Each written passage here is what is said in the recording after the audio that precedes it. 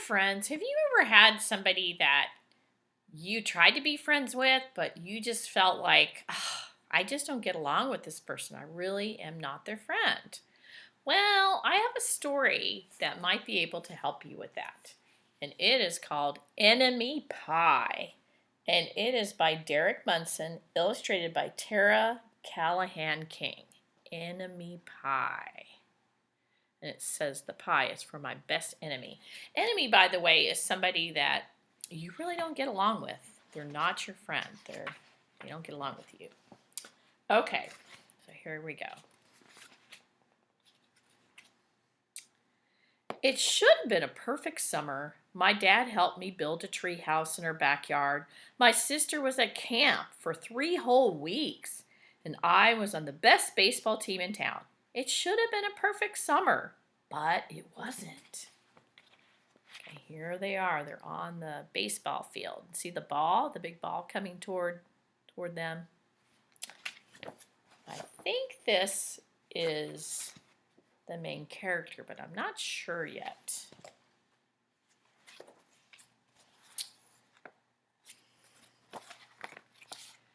It was all good until Jeremy Ross moved into the neighborhood, right next door to my best friend Stanley. I did not like Jeremy Ross.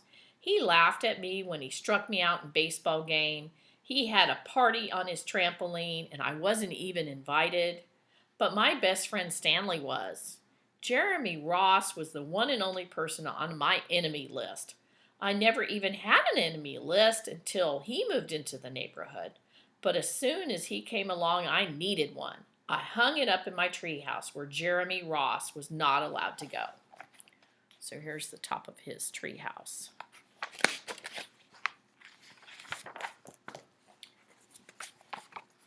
Dad understood stuff like enemies. He told me that when he was my age, he had enemies too, but he knew of a way to get rid of them. I asked him to tell me how. Tell you how. I'll show you how, he said. He pulled a really old recipe book off the kitchen shelf. Inside, there was a worn-out scrap of paper with faded writing. Dad held it up and squinted at it. Enemy pie, he said, satisfied. There, the dad has a recipe. Of course, a recipe tells you how to make some sort of food. So this recipe is for a pie, a special kind of pie called enemy pie. I wonder what would be in enemy pie. You may be wondering what exactly is in enemy pie. Yes, we are. I was wondering too, but Dad said the recipe was so secret he wouldn't even tell me. I decided it must be magic. I begged him to tell me something, anything. I will tell you this, he said. Enemy pie is the fastest known way to get rid of enemies. Now, of course, this got my mind working. What kinds of things, disgusting things, would I put into a pie for an enemy? I brought Dad some weeds from the garden, but he just shook his head. I brought him earthworms and rocks, but he didn't think he'd need those. I gave him the gum I've been chewing on all morning. He gave it right back to me. So it doesn't seem like you put disgusting things in it.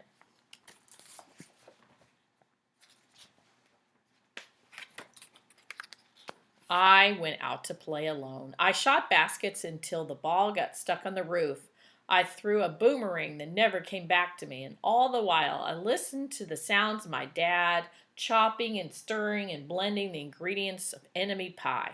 This could be a great summer after all.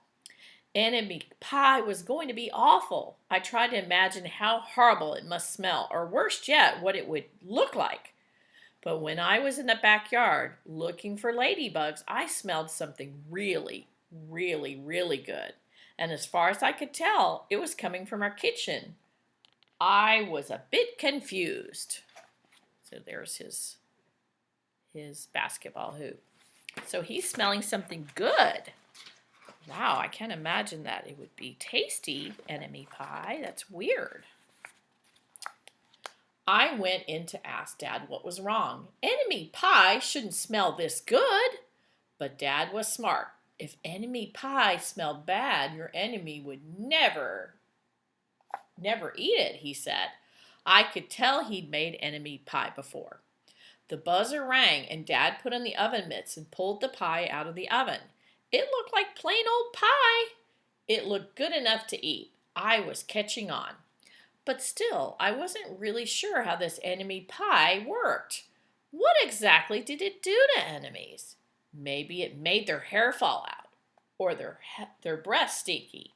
Maybe it made bullies cry. I asked Dad, but he was no help. He wouldn't tell me a thing. But while the pie cooled, he filled me in on my job. It's a little hard to read because it's so dark.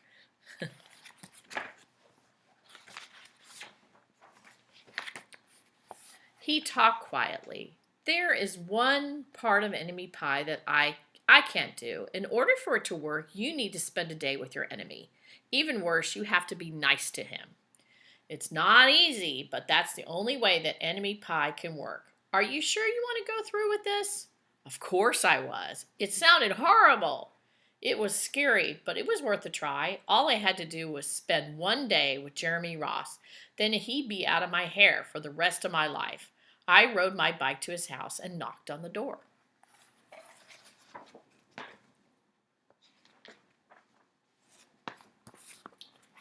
When Jeremy opened the door, he seemed surprised. He stood on the other side of the screen door and looked at me, waiting for me to say something. I was nervous. Can you play? I asked. He looked confused. I'll go ask my mom, he said. He came back with his shoes in his hand. His mom walked around the corner to say hello. You boys stay out of trouble, she said, smiling. That's interesting. So far, so good, I guess. We rode bikes for a while and played on the trampoline. Then we made some water balloons and threw them at the neighbor girls. But we missed. Jeremy's mom made us lunch. After lunch, we went over to my house.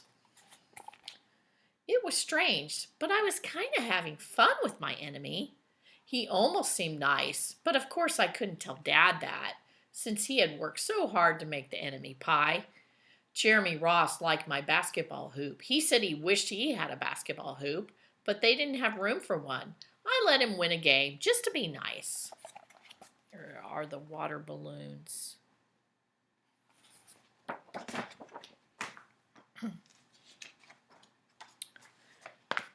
Jeremy Ross knew how to throw a boomerang, but he threw it and it came right back to him. I threw it and went over my house and into the backyard. When we climbed over the fence to find it, the first thing Jeremy noticed was my treehouse.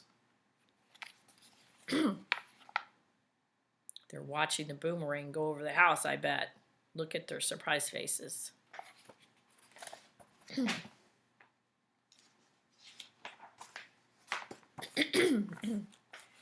My treehouse was my treehouse. I was the boss. If my sister wanted in, I didn't have to let her.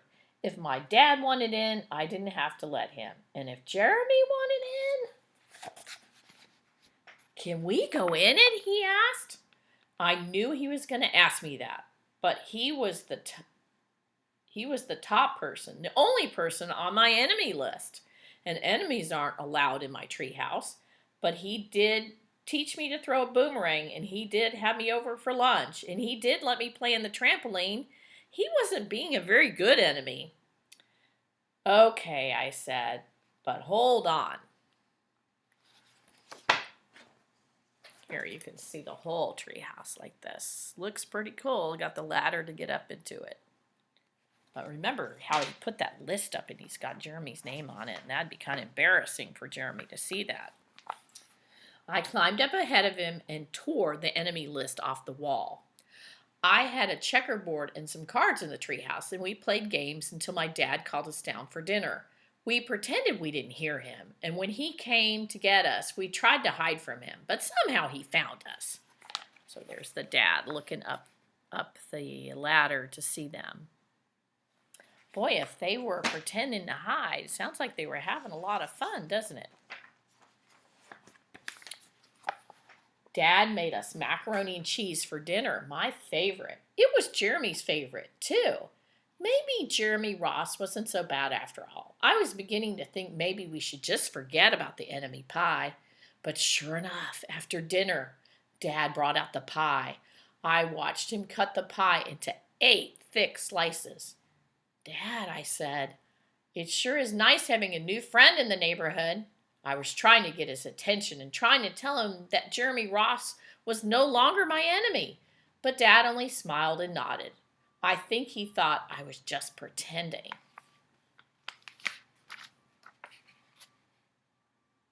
There's the other boy. He looks worried, but the dad doesn't, does he? All right, here we go. They're going to eat the pie. I wonder what's in that pie. I'm worried. Are you worried? Dad dished up 3 plates side by side with big pieces of pie and giant scoops of ice cream. He passed one to me and one to Jeremy. Wow, Jeremy said, looking at the pie. My dad never makes pies like this. It was at this point that I panicked. I didn't want Jeremy to eat enemy pie. He was my friend. I couldn't let him eat it. There's Jeremy. He's just about to eat that pie. Boy, that pie looks yummy, though. Jeremy, don't eat it. It's bad pie. I think it's poisonous or something. Jeremy's fork stopped before reaching his mouth. He crumpled his eyebrows and looked at me funny. I felt relieved. I had saved his life. I was a hero. He's telling him, don't eat it.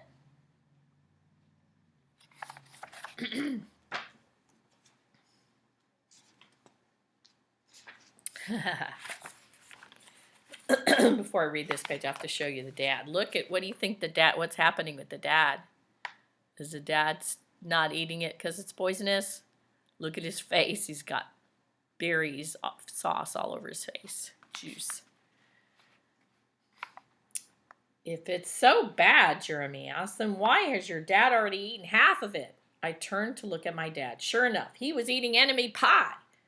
Good stuff, he mumbled through a mouthful, and that was all he said. I sat there watching them eat enemy pie for a few seconds. Dad was laughing. Jeremy was happily eating, and neither of them were losing any hair. It seemed safe enough, so I took a tiny taste. Enemy pie was delicious. Friends, I'm going to stop here for a second. I want you to think about, what do you think is in the pie? What makes it enemy pie? That's so interesting. After dessert, Jeremy rode his bike home, but not before inviting me over to play on his trampoline in the morning. He said he'd teach me how to flip. As for enemy pie, I still don't know how to make it. I still wonder if enemies really do hate it, or if their hair falls out, or their breath turns bad. But I don't know if I'll ever get an answer, because I just lost my best enemy. Look at there they are on the trampoline. The end.